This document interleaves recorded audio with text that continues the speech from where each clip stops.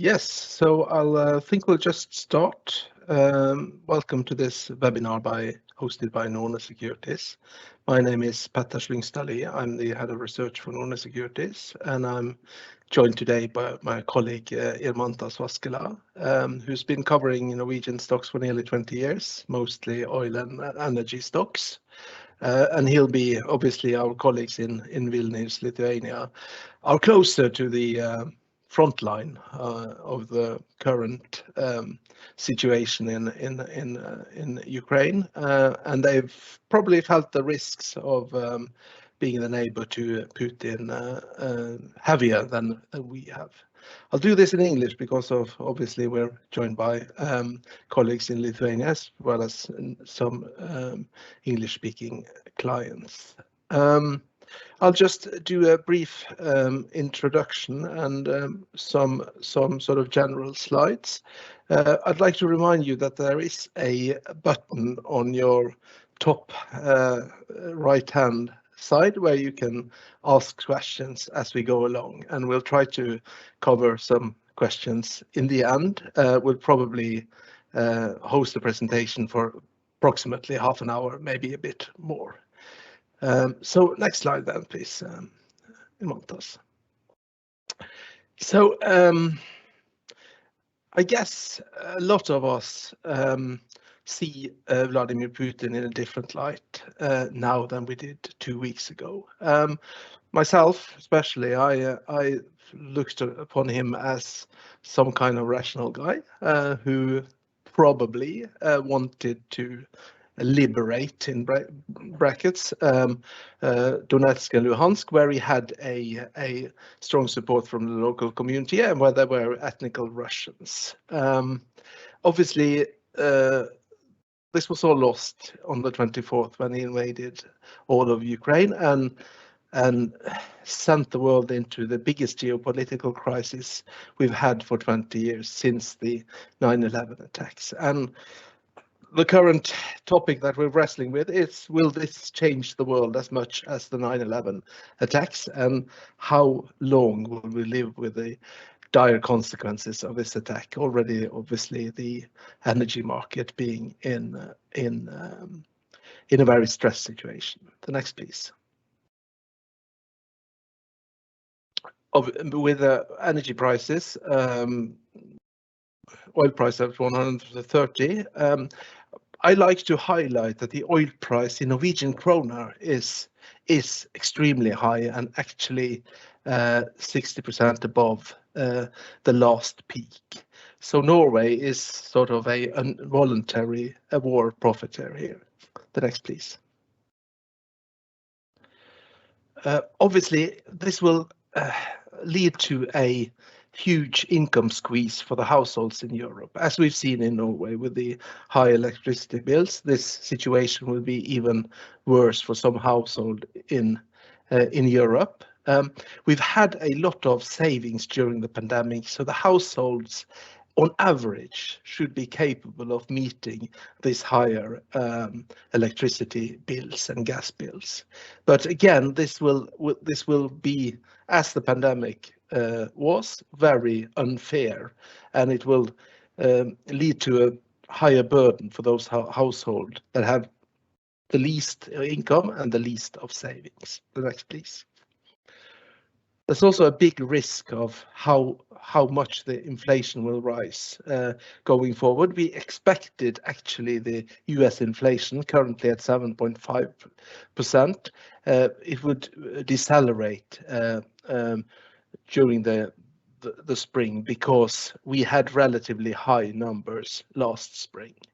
But now with the oil price rising very much, we expect the inflation numbers in the US to rise even further on a year-over-year basis, and it's not unrealistic that we will see double-digit.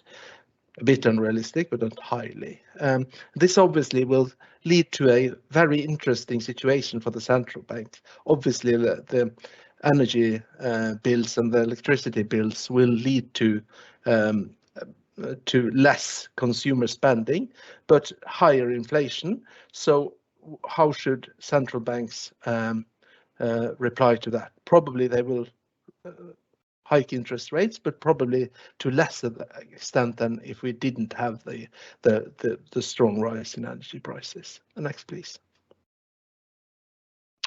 So I think Vladimir Putin feels maybe a bit silly if he has that feeling in his register of emotions, which I doubt actually, because one thing that astonished quite a lot of us, apart from Putin showing his real face, is the strength and the sort of the overall pace of restrictions that we've seen, and what NATO and the OECD area has done to sort of punish Russia for this Ukrainian invasion. And one thing is sort of the restriction put on by Western authorities. The other thing is how the private players put own restrictions on them. We know that Starbucks is closing their shops in Russia this morning. McDonald's did it yesterday. We know that Zara and Inditex and H&M will be closing close to 1,000 shops each in Russia. We know that Shell bought oil from Russia and got very much punished for that in social media and stuff. So one thing is sort of the direct restrictions, which has hit the Kremlin to a huge extent, but it's also the sort of the reaction from the private sector, which also has been very strong. And we know these consequences will probably plummet Russia into a financial crisis, and these consequences should be felt very strongly. So it's a question how long Russia can stand this and how the public of Russia can stand Putin. The next, please. So how about Norway? Speculations in Norway is that we can actually earn 1,750 billion Norwegian kroner extra for the higher energy prices this year. So we're an unhappy war profit here, I guess, but this will probably lead to massive earnings and we've already seen that for some companies. Other companies in Norway will be on the losing side, as we've seen with Yara today, closing factories in Italy and France. And for the national economy, it's obviously this will lead to a very strong cash inflow. Question is, what should we do with the money? Should we take a leading role in developing and helping Europe in renewable, for instance? Should we build a fund for Ukraine to re-establish Ukraine? And how will it affect the domestic economy? Most likely it will be difficult for the Labour government to sort of send the bill to the public, which has been partly done with the electricity bill. So by that, I'll leave it over to you, Irmantas, to guide us through the likely consequences of the energy market. Thank you. Yes, thank you. I will start with my take on what is the situation in Ukraine. What are Putin's goals in Ukraine? Well, initially, his demands were basically four. So-called denazification, demilitarization of the country, neutral status so that they do not join NATO, also recognition of the annexed Crimea and Donbass regions. This demand of denazification sounds especially funny when you know that Ukraine's president is Jewish. But I hear that yesterday or the day before, they are actually dropping the first two demands of denazification and demilitarization. Well, with demilitarization, they could think of something. They could, for example, say that they destroyed all the air force of Ukraine and say destroyed a thousand tanks or something, so that they could take it as a demilitarization. But they still demand neutral status from Ukraine. Theoretically, there could be a compromise on that, I think, because anyway, NATO does not intend to take Ukraine to accept Ukraine into NATO because of the worry that this would lead to a war with Russia. So maybe they could agree on say some period of say 20-30 years when Ukraine does not apply for membership. I think a compromise is possible there.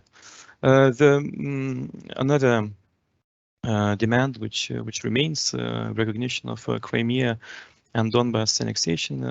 I don't think this is acceptable for Ukraine. They repeated many times that this is unacceptable. The real reason, however, of the aggression is that Putin simply basically hates Ukraine for it being an independent country and its slide towards the West and not Russia. Basically, Putin wants Ukraine to be a part of Russian Empire. What is Putin's plan in Ukraine? I think he dreams of occupation of entire Ukraine, which would be followed by annexation or making Ukraine a puppet state, just like Belarus, where the dictator Lukashenko is now a puppet of Putin. There could be also a combination of annexation and puppet state, like he could annex southeastern parts of Ukraine and make a puppet state of the western part. But I should say that these goals are becoming less and less likely after, as we see a very stiff resistance from Ukraine towards the aggression. It would be very difficult to maintain this occupied territory. They would need a lot of soldiers, perhaps 500,000 or even more.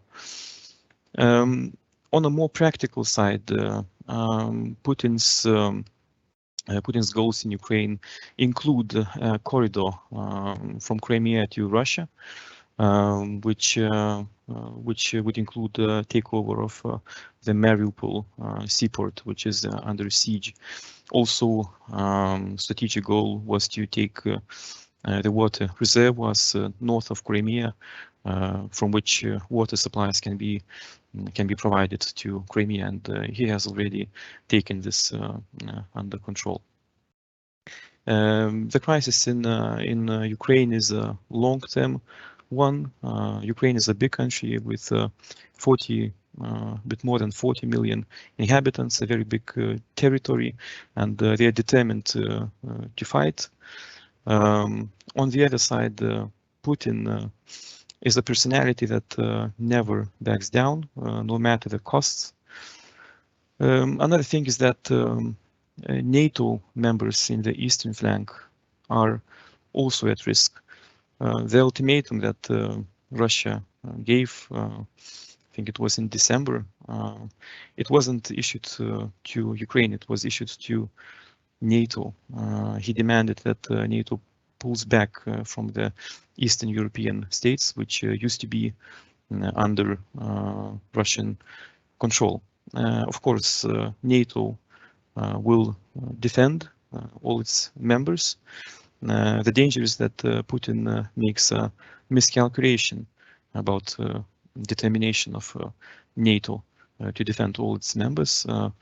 Just like Putin made a miscalculation in Ukraine, he didn't obviously expect such a resistance from Ukrainian army, and he didn't expect the West to be so much united in taking up sanctions, harsh sanctions against Russia. So I'll talk now about first of all impact on oil market. Russia is of course a very big oil producer, around 11 million barrels a day, one of the biggest, if not the biggest, in the world. Out of these volumes, around 5 million barrels a day, or 5% of global consumption, are being exported. Also, they export nearly 3 million barrels a day of various oil products. Around 60%, or 3 million barrels a day, of Russia's oil goes to Europe. There is a pipeline called Druzhba in Russian, or Brotherhood, which carries around 750,000 barrels a day. Its branch, southern branch, which goes through Ukraine, carries 1/3 of that volume, 250,000 barrels a day. The rest, around 2 million barrels a day, is carried by sea to Europe through Russia's ports, seaports in the Black Sea and the Baltic Sea. Russia does have some exports to US, which amounted to around 200,000 barrels a day on average last year. Also, they exported around 500,000 barrels a day of products to the US. Exports to China amount to around 1.6 million barrels a day, half of which is through a pipeline and another half by sea. This map shows the level of dependence on of European countries on Russian oil. The lighter the color, the more dependent. In total, Russia covers around 25% of European Union's oil needs. Particularly Eastern Europe has high dependency, but also Germany is vulnerable in this regard, as they get around 35% of their oil from Russia. The recently announced sanctions so far allow Russian exports to EU, although yesterday US and UK banned Russian oil exports into their countries. However, we're seeing that buyers and shippers are shunning Russian oil, or in other words, are implementing voluntary, so to say, sanctions. That's because, first of all, they are confused about what's legally permitted or not, about what will be banned maybe tomorrow. There are fears about reputational damage towards their companies, and there are general moral objections. People do not want to fund Putin's war machine. So the situation is currently that around 2/3 of Russian oil trade, or around 3.5 million barrels a day, is currently frozen. It's a question how long that will last until the concrete sanctions. Well, Europe may consider banning Russian oil altogether, but we heard very loud opposition from Germany, which relies heavily on Russian oil and gas. They say that it's impossible to substitute it in the near term. Another step that is possible, there may be a ban on Russian vessels entering European seaports, and that effectively would also equal to a large extent to oil ban from Russia, as that would affect as I mentioned, around could affect around 2 million barrels a day that travels by tankers.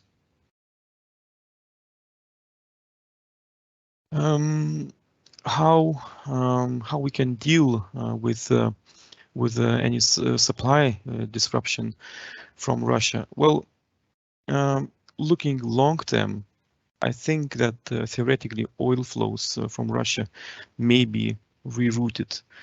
The 3 million barrels a day of Russian oil that are shipped to Europe may be rerouted towards Asia with time.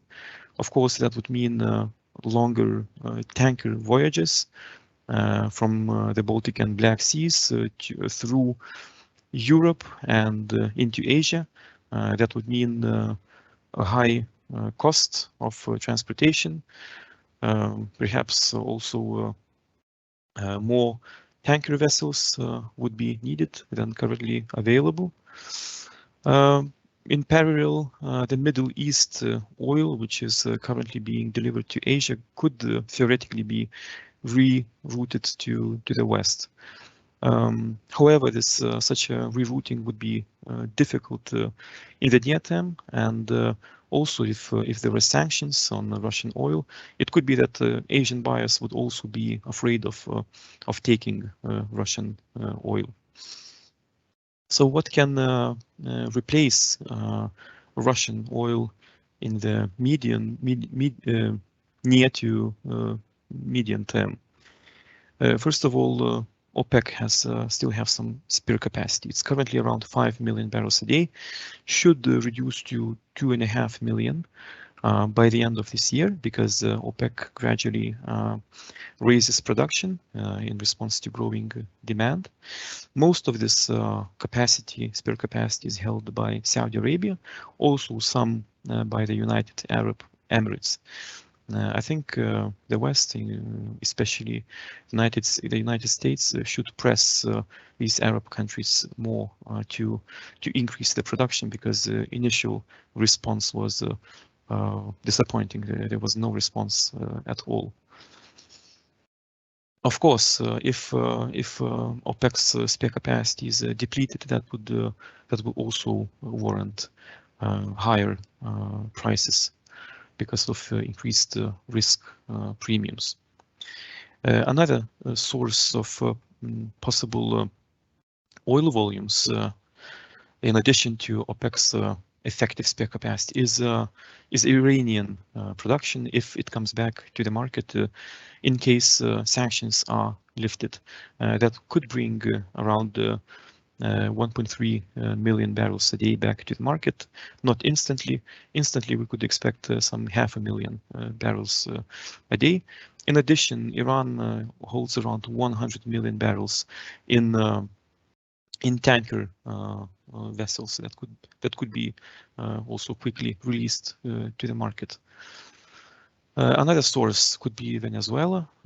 Unexpectedly, the US is already talking with them. Maybe sanctions could be eased. Currently, the country's production is only around 0.8 million barrels a day. That's a huge, big reduction from what they used to produce. They used to produce 3 million barrels a day a few years back.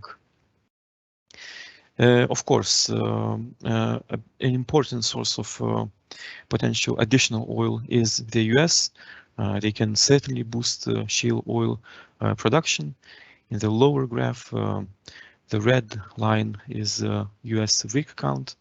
You can see that drilling activity in the US is significantly below the peak in 2014, and also below the level before the coronavirus pandemic. And the darker line represents US oil production. It's still below the peak. So there is certainly a significant upside potential in production. Just maybe, US companies are unwilling to produce more. They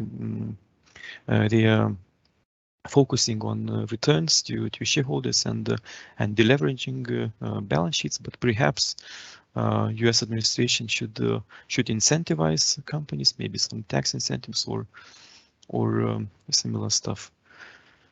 Of course, there is also inventories that could bridge any gap in supplies.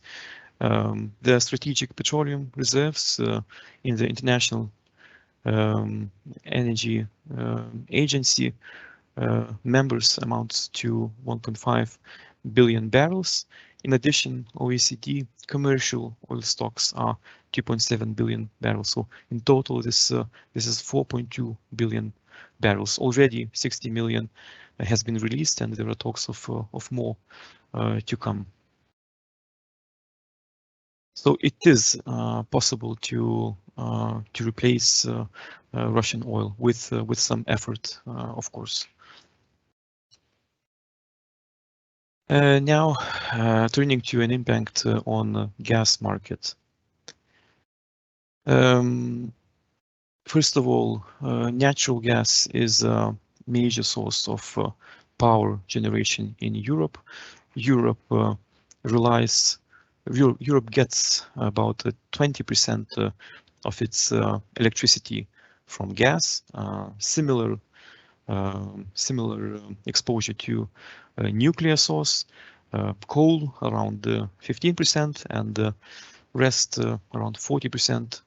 Renewables, which is a combination of hydropower, wind, solar, and other sources. On the left-hand graph, you can see how certain European countries rely on gas for power generation. Gas is a blue color. Russia is by far the biggest supplier of gas to the EU.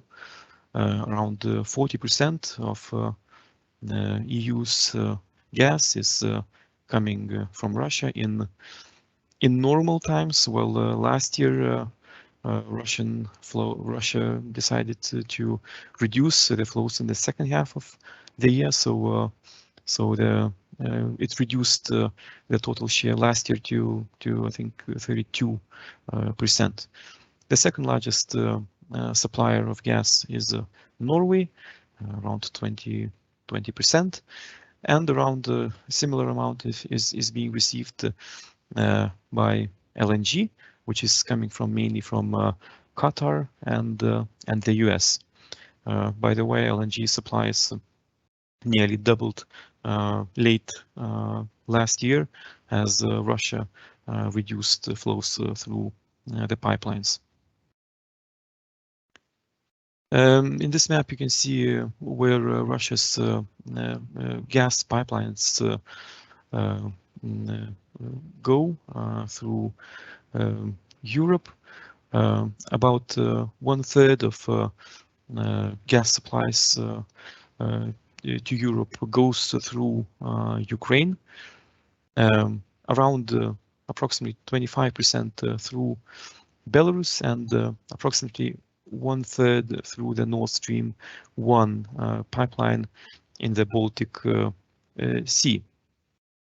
The Nord Stream 2 parallel pipeline would have doubled the Nord Stream overall capacity, but the certification is currently on hold by Germany.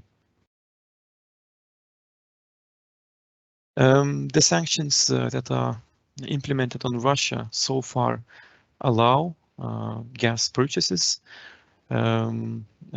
just like in the case with oil. But differently from oil, gas is flowing through the pipelines. Although we are hearing that gas traders are backing away from new deals with Gazprom. Well, and a total ban of Russia's gas is being considered in Europe, although Germany was yesterday allowed voicing its objection to this. Although the Nord Stream 2 pipeline certification has been halted by Germany. Russia yesterday also warned that they may close the Nord Stream 1 pipeline in case of oil ban, which I doubt. I will comment on that a bit later.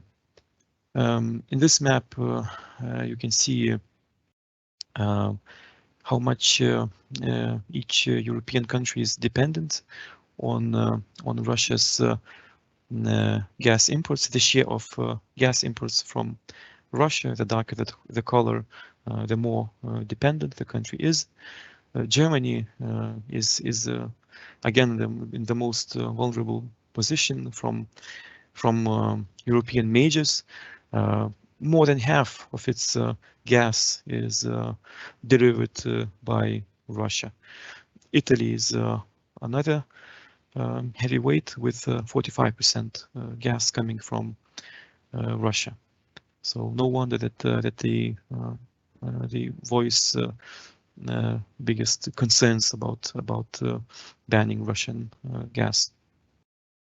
Here you can see where the gas pipelines are in the territory of Ukraine. Well, I don't think the risk is high for damage due to the military action. The pipelines, as far as I understand, are under the ground. How can European Union reduce its reliance on Russian gas? First of all, I should say that this is a difficult task, a more difficult task than to get rid of Russian oil. That's because gas is mostly transported through pipelines. There is not enough of LNG capacity. International Energy Agency a few days ago released suggestions, I should say, how the EU can reduce Russian gas imports, which amounted to 155 billion cubic meters last year. So they suggest how to reduce it by 1/3 within a year without compromising climate ambitions. Three main pillars are import substitution, including more LNG, renewable energy, and increasing efficiency. So in more detail, they say that EU can increase production within EU and also increase pipeline imports from countries like Azerbaijan and Norway by 10 billion cubic meters, increase LNG inflows realistically by 20 billion, or by 60 billion if they are not afraid of significantly increased prices. New wind and solar projects could reduce gas usage by another 6 billion. Maximizing generation from bioenergy and nuclear sources would reduce gas usage by another 13 billion. And also they suggest that, well, we should turn down thermostat for buildings heating. So we should accept lower temperature in houses. Reducing it by 1 degree Celsius would reduce gas demand by 10 billion cubic meters. The rest of reduction of dependence on Russia's gas imports would come from through increased emissions and demand destruction, which unfortunately means that higher prices will keep for a longer period of time. But then yesterday, EU also released a plan how they intend to replace 2/3 of Russian gas this year. 2/3 is a very big ambition, and surprising that they are so ambitious, and they intend to get rid of Russian gas altogether well before 2030. How they are going to do that? Well, 50 billion cubic meters should come with new LNG supplies this year, 10 billion through pipelines from other suppliers. Also, they plan large volumes of biomethane and renewable hydrogen production, as well as imports. Then, of course, turning to more renewables, including both solar and wind, and energy, increasing energy efficiency. The map shows where European LNG or regasification capacity is located. Most of it is just in 3 countries, Spain, UK, and France. Germany badly needs regasification capacity. They already announced that they will build 2 LNG terminals. They will need much more than that. Now the question may arise: what about Russia? Can they afford banning or cutting their gas flows to Europe for an extended period of time? Well, in normal years, Russia usually sends around 200 billion cubic meters of gas to Europe by pipelines. Exports to Russia amounts to up to 38 billion cubic meters through the Power of Siberia 1 pipeline, which was built not long ago in 2019. Russia is also close to agreeing with China on the Power of Siberia 2 pipeline, which would double gas exports to China. However, this would still not compensate for a potential loss of European market. It is very hard to redirect the gas flows, much harder than oil flows, because for redirecting gas, Russia would need new pipelines or liquefaction plants, and that is a lengthy process and also very expensive. So therefore, my conclusion is that Russia should not be interested in cutting gas supplies to Europe for at least for extended period of time, maybe for a short period of time as a means of blackmailing. And then I go to implications for Norwegian energy stocks. Equinor, the direct impact to Equinor from the situation around Russia and Ukraine is that they said they will exit joint ventures in Russia, where production amounted to 28,000 barrels a day for Equinor. That's around 1.3% of their of company's total production, which is manageable. This is significantly outweighed by increased oil and gas price estimates, prices. Equinor has exposure to both oil and gas prices, and around Norwegian gas volumes make up around 35 to 40% of total production of Equinor. So I see Equinor as the best possible hedge against this current turmoil.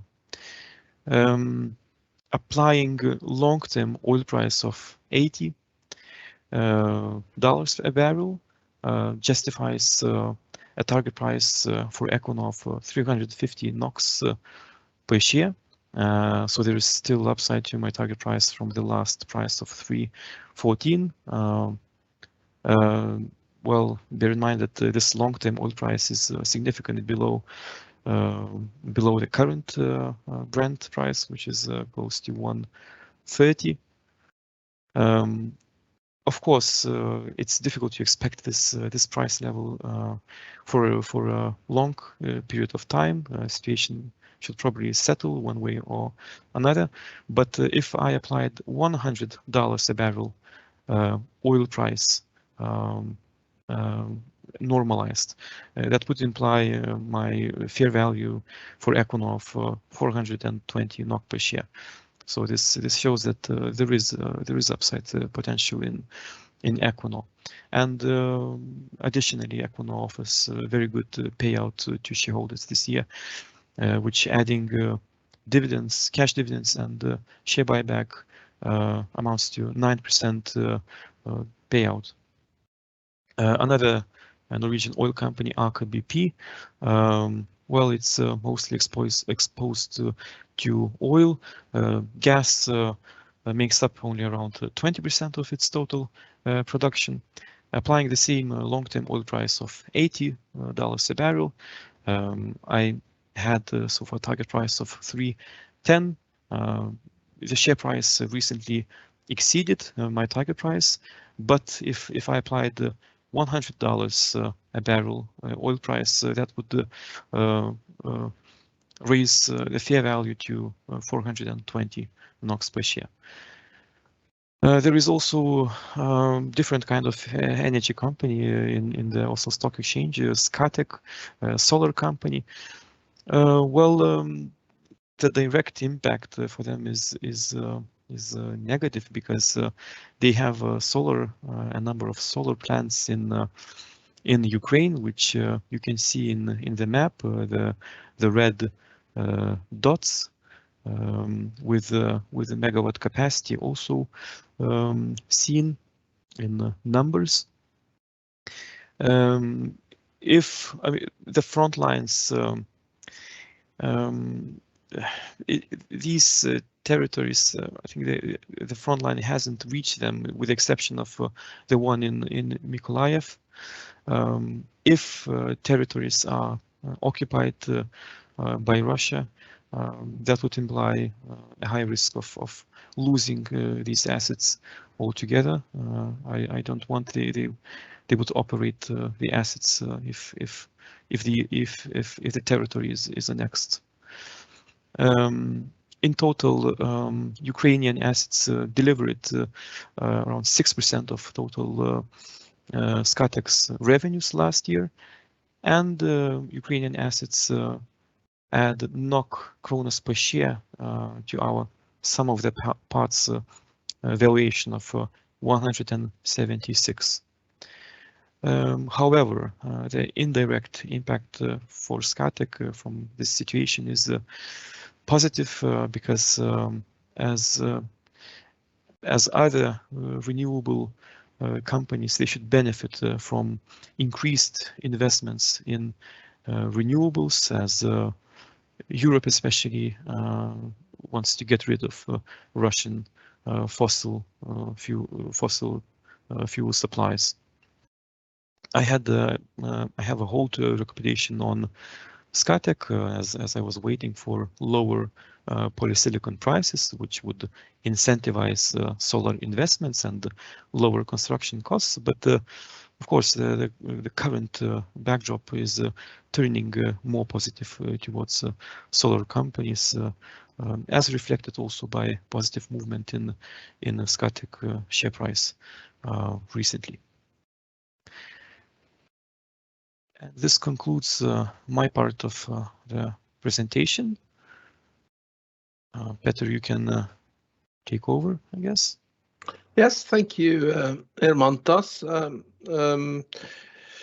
I see we've used 45 minutes, which is our regular time frame. But but if there is questions, maybe you can ask it on the bar on your top right hand side, or you can direct it to us through your broker or directly after the webinar. Obviously, these are challenging times, but obviously, this is your coverage list, Irmantas, these companies. We've seen that Nel, for instance, the hydrogen player in Norway, has risen 50% during the turmoil in Ukraine. So hydrogen will probably be an interesting area of turning Europe more renewable.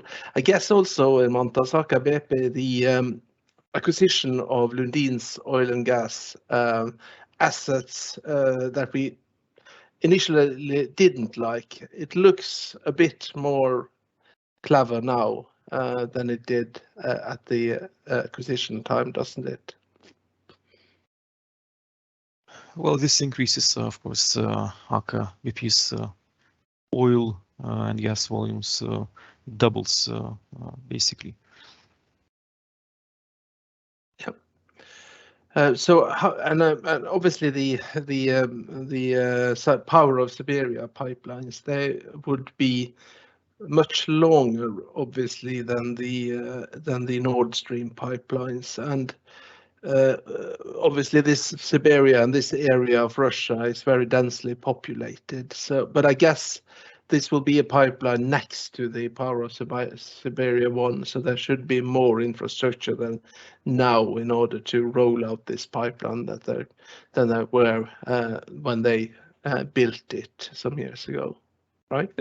Yeah, so interesting thing is that this Power of Siberia pipeline, which is currently exists, or Power of Siberia 1, they take gas from area which is not connected with Europe. So there is no trade-off between those two. But the pipeline that is planned, Power of Siberia 2, would be already connected with gas fields, with gas infrastructure that is also connected with Europe. So with this Power of Siberia 2 pipeline, they could redirect gas flows from Europe to China.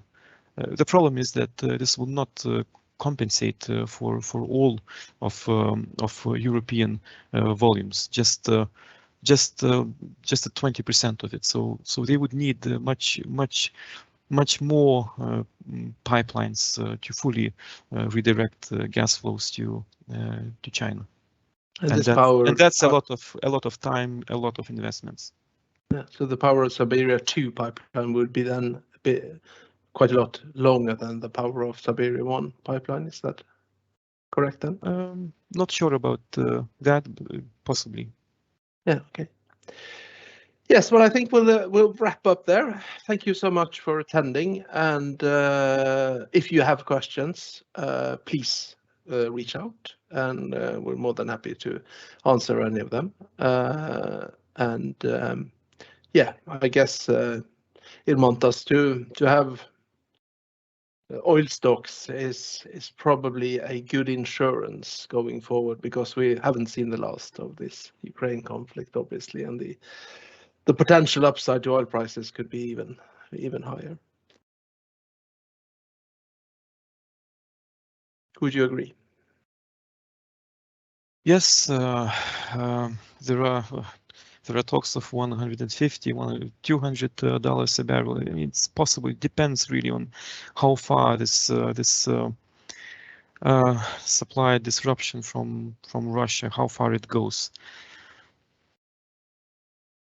Okay. I guess somewhere from $150 a barrel demand destruction will start, which would limit further upside in oil prices. Good. With that, I think we'll wrap up. Thank you very much. Thank you, Irmantas, and thank you for attending. Goodbye. Goodbye.